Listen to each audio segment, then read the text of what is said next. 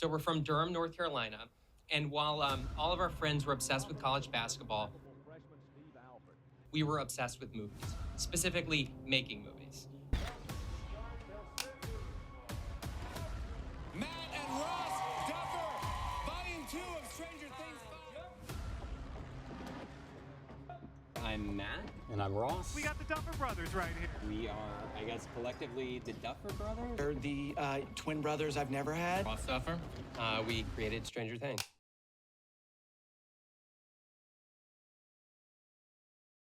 But we need to go back, not to the future, but to the past. We need to go back to February 15th of 1984, where in North Carolina, there were two identical twins named Matt and Ross Duffer, aka the Duffer Brothers. They grew up in the regular small town in North Carolina. They were normal kids, just goofing off and playing with their toys, until they saw a commercial.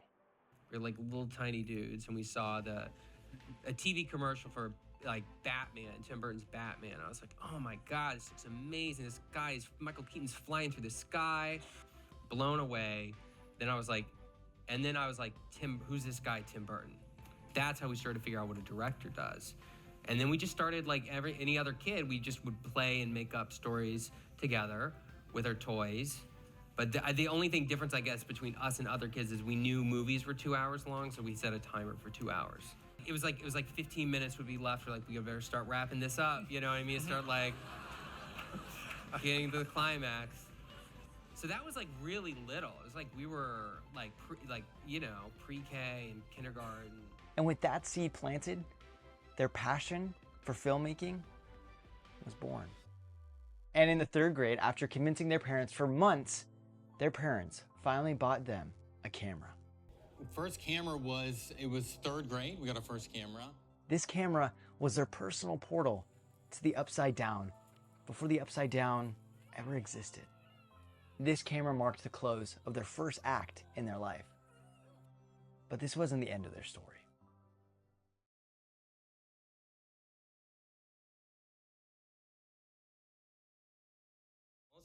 And so while all, other friends were playing sports, we just kept making movies and we kept making movies until eventually, of course, we applied to film schools. Got into one film school, but then you decided not to go because they wanted to split you guys up. That's right. True. Yeah, Florida State. Sorry. No, sorry, Why are you Florida State. calling them out? You might as well call out all the film schools that rejected. No, just call it that one. Where'd you end up going? Chapman University in Orange, California. Yeah. Where they learned how to write, direct, and produce films. They also learned one of the most important things that they still do to this day, that if you want control over your stories, then you need to be a film Swiss Army knife. Direct, that was all we were interested in. So we did a lot of stupid stuff in college, I look back and I was like, I'm such an idiot. But one of the smartest things we did was we realized that, in terms of, we probably weren't going to make a short film like that was going to suddenly launch us into some major movie career, that like we needed to learn to write. And that was going to be the most valuable thing that we could have, which is a script that people wanted, and that we could leverage that. And so if you want to direct, I think you should teach yourself to write. And after learning all these film tips and tools to make it in Hollywood, they instantly got jobs in the film world and made it big time and became big names. I remember it was like I had this producer. I had to sit at his apartment while it got cleaned. It was like you do what you gotta do. You do what you gotta do. You make the copies. You deliver the Christmas presents, and it sucks. And you just put in your time. You don't give them your script or your short film right then, right? You just have to earn. You have to earn it. The truth is, they're basically interns. Intern. It's really important, and that is true. I mean, it really was important for us to get up to Hollywood, and you start to work at these production companies. Get the coffee for everyone, and you gotta earn their respect. So they were still far from their names in the credits, but they put in their time and got one step closer to getting their movies made. And then they start giving you more responsibility, and they start to trust your opinion.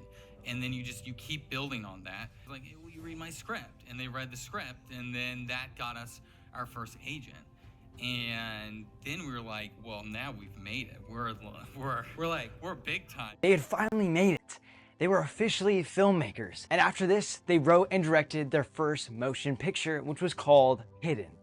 about a family that lives in an underground bunker for 300 days to survive monsters from above. They grew up making movies as kids, and they finally got their dream to make a movie they had always wanted to make. They had succeeded. They became big names. They became stars overnight. Their movie had succeeded. Warner Brothers dumped our film straight to video. Their movie had actually bombed and went straight to DVD. It had underperformed, and it was officially called a box office failure. We were crushed. You laugh, but I was walking down my neighborhood street one night fighting back tears. We'd finally made it in, only for the door to slam in our face. We didn't feel just like failures again. We felt like frauds. But they couldn't stop, and they wouldn't stop. So they started up again, and they started writing movies that they had always wanted to see. Well,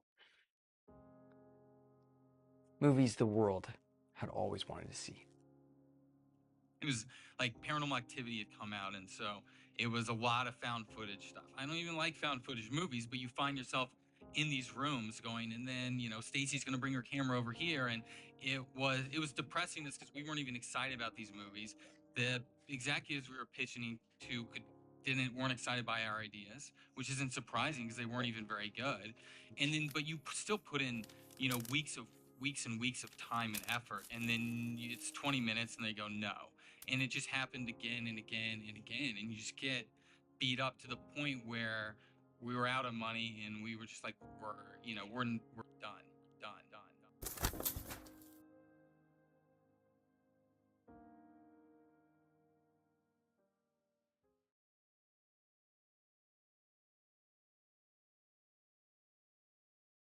What are we doing? Why are we pitching found footage movies? Like, why aren't we doing something that we love and care about?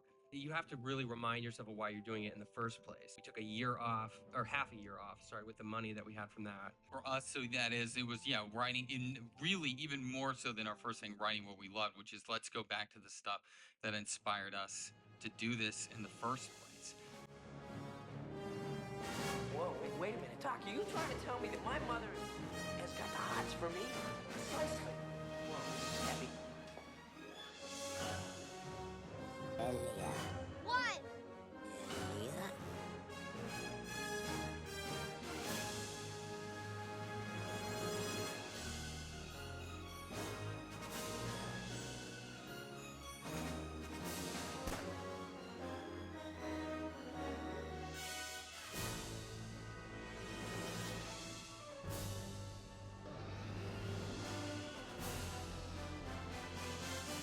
And we just developed, you know, the show that became Stranger Things.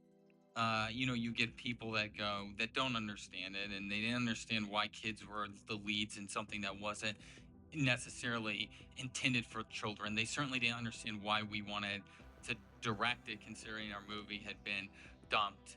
For us, it was a difficult time in terms of, like, we felt strongly that this was like our baby, and we wanted to control how it went out in the world. And there was one that was like, we will do this, but you can't direct. And that was the hardest. That there was one that said, yes, you can't direct. Sorry, then you can't have it. Like, we would have a nice life, but we're like, no, we'd rather sabotage our baby. They wanted to call the shots. They wanted to be in charge. And maybe this was the last time they were going to get their shot at their childhood dream.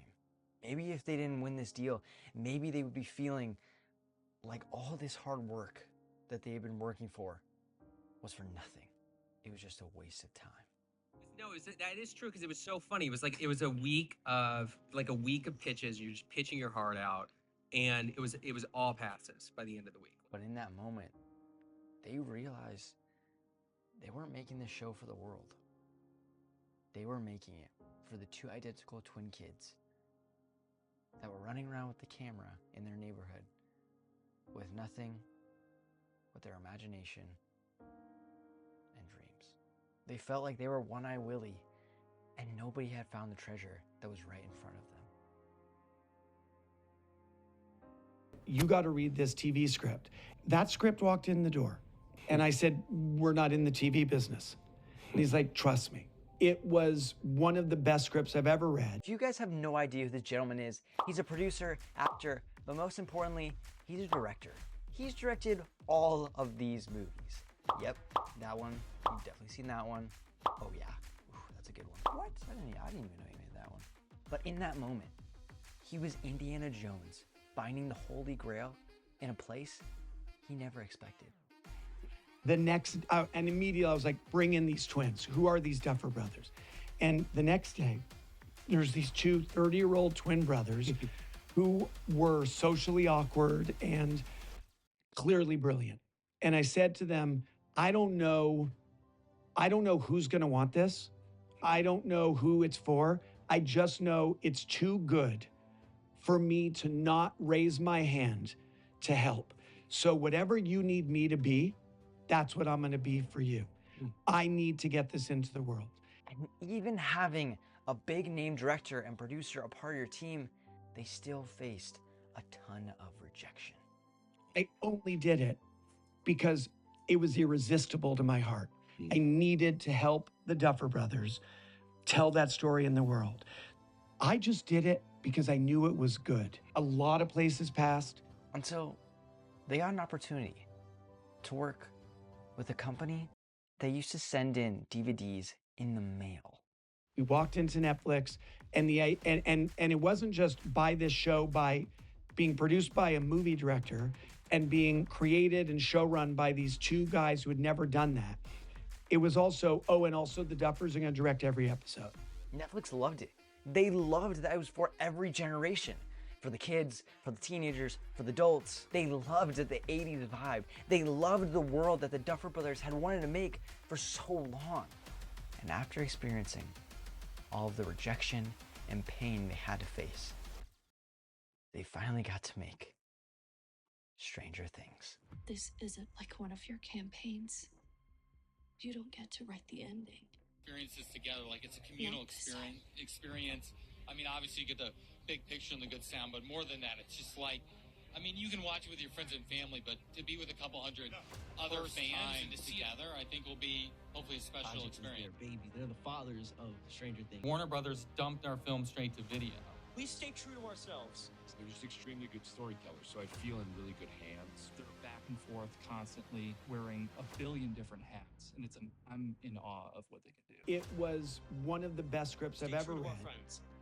Matt and Ross Duffer, Volume 2 of Stranger Things. We're done. But you can't direct, and that was the hardest. That there was one that said yes. Not only are they amazing creators and they've created this fantastic show, they can direct like insane. Just little kids playing with their action figures with a camcorder pointed at them and with a timer for 2 hours.